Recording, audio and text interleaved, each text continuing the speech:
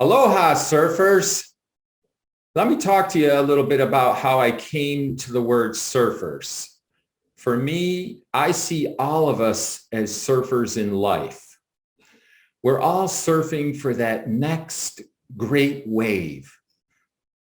And how many times do we not pay attention to the one that we're currently on? Because often we're living either in the past, that last great wave, and we're still attached to that memory, or we're already moving on and we're looking forward to the next great wave. And for most of us, we struggle with the wave that we're currently on in this moment. And the reason I want to emphasize that we are all surfers, because we're all surfers in this moment. And healing happens in the now. Healing can only happen in the now, because all we ever have is this wave. The past wave is already gone and it's a memory. And the next wave hasn't even arrived yet. And so the invitation for all of us is to be on the wave that we're on at this moment and to enjoy it, because healing is fun and surfers have fun. And healing has a component of fun in the sense of being fueling up now. We're all surfers who are fueling up now. Aloha is a way that I have fun because I enjoy playing with words, and I came up with an acronym for Aloha. And my acronym is awareness, love, optimism, humor, and action. And for me, Aloha is all of those things.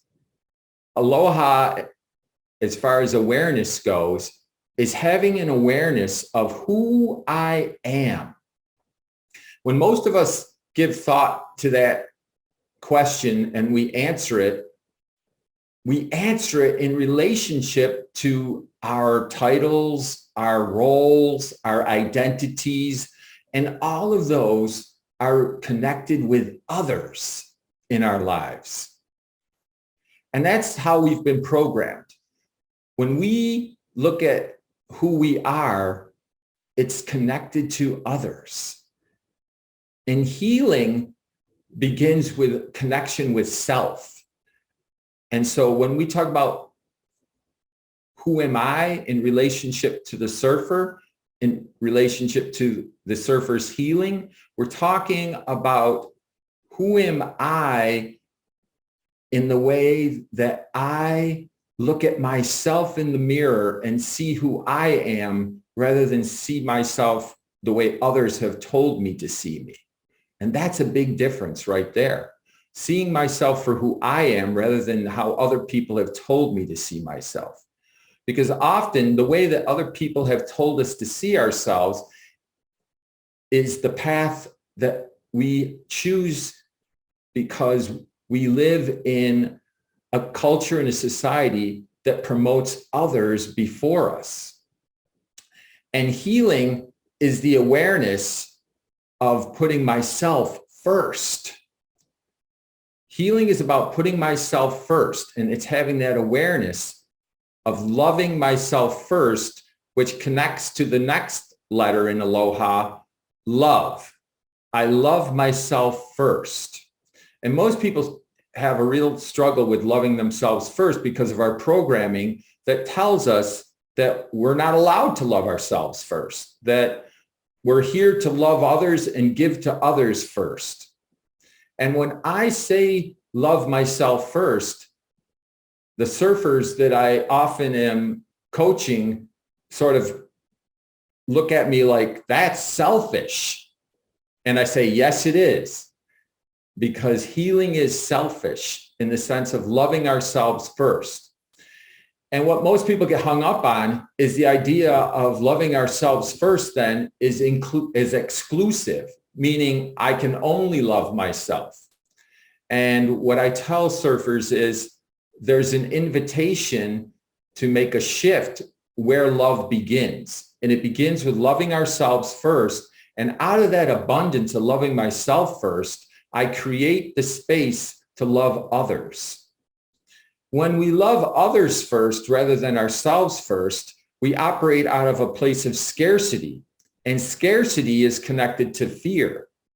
When we love ourselves first out of abundance, we're operating out of a space of love, and healing always happens in the space of love. When we look at the next letter in ALOHA, it's optimism. When I think about optimism, I remember people talking about the glass is half full, and that's being optimistic. I want to take optimism to an even higher level. The truth is the glass is always full, just as the moon is always full. What we don't have an awareness of is its fullness because we don't visibly see it. The invitation for us is to see it as full so that we once again operate from a place of abundance, not half, because we're not half, we're complete. And most of us don't focus on our completeness. We focus on our incompleteness because we stay stuck in the programming in the way that others have taught us to focus on our flaws over our strengths. Healing is a focus on our strengths. When we stay stuck in our flaws of our humanity, we are soul survivors. Soul survivors, acronym for soul, is stuck on limited expectations. Once again, we're operating out of scarcity.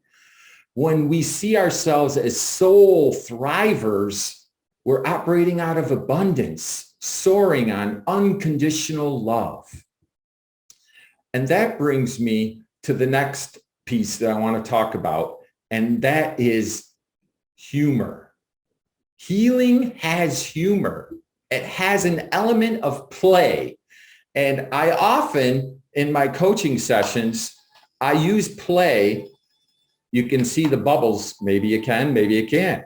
And the bubbles are such a beautiful representation of our completeness and how we play in our lives when we're childlike. And healing happens in our childlike state more so than it does in our adult state. Because in our adult state, we're stuck in our views and our beliefs and our values about what we're supposed to be for others. When we're in our childlike state, we are in our state of imagination and creativity. And that's where healing happens, in those kinds of places.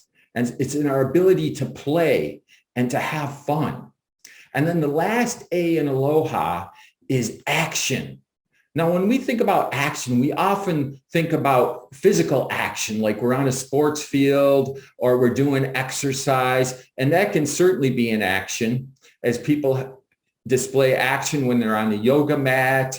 I'm talking about action of a different type as well. And it's not so much a physical action as it's a shift. It's a shift in the way we reframe how we see healing. Because healing happens in ways that most of us never even thought about or considered. And this shift is an action. It's a reframing of how we see ourselves.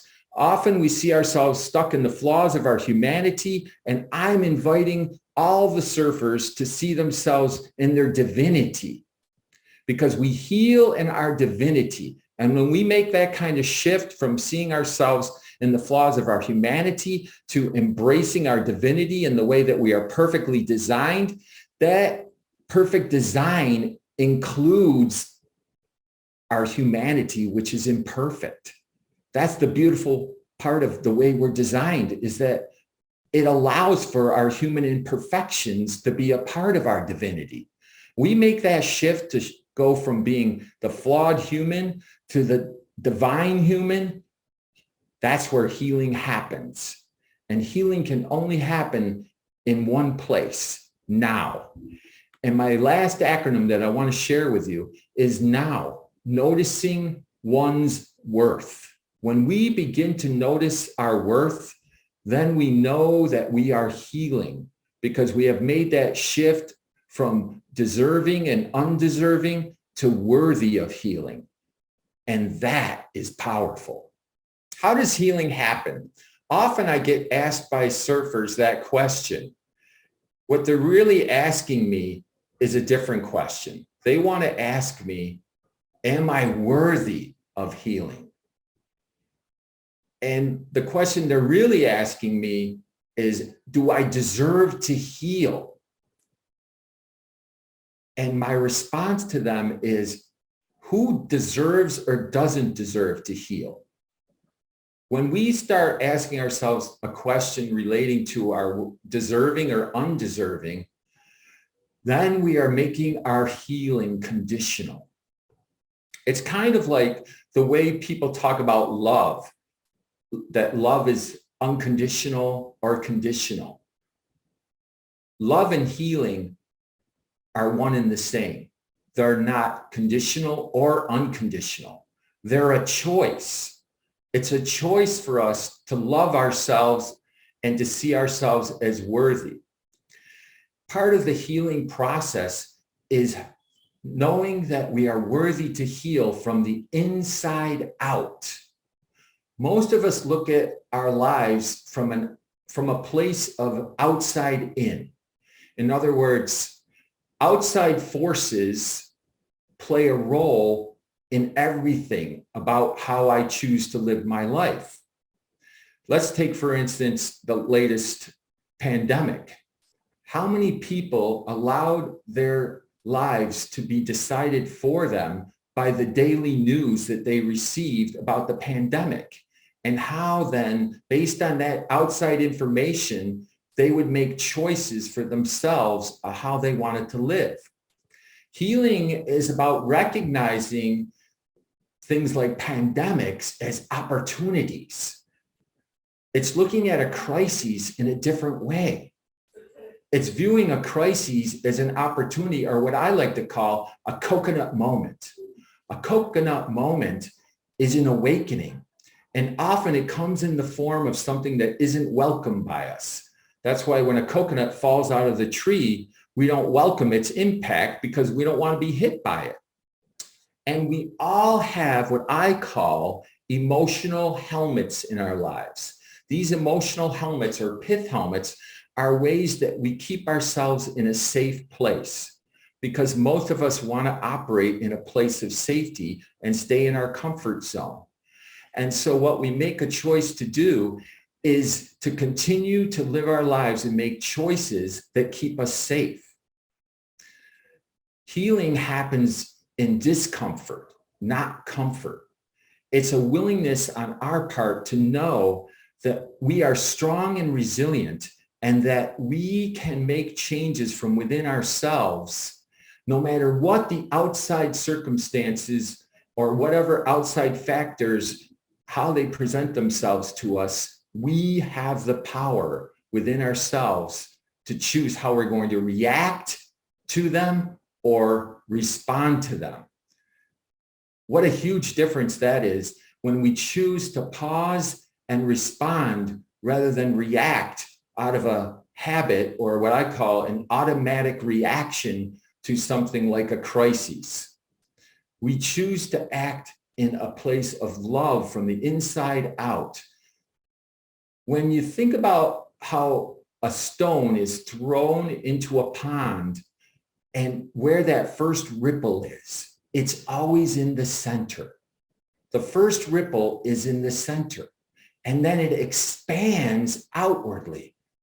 What a beautiful way to picture how our love is created from the inside out.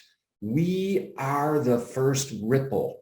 And from that love and place of abundance, we expand, and we expand to others, and we promote that healing from within ourselves, and we create the space for others to be a part of it with us. I want to invite you as a surfer to begin to look at yourselves differently, to see yourself as that first ripple in the pond that you've created from within yourself, and to see yourself expanding in ways that you could never have imagined before, and how that expansion is promoting your healing.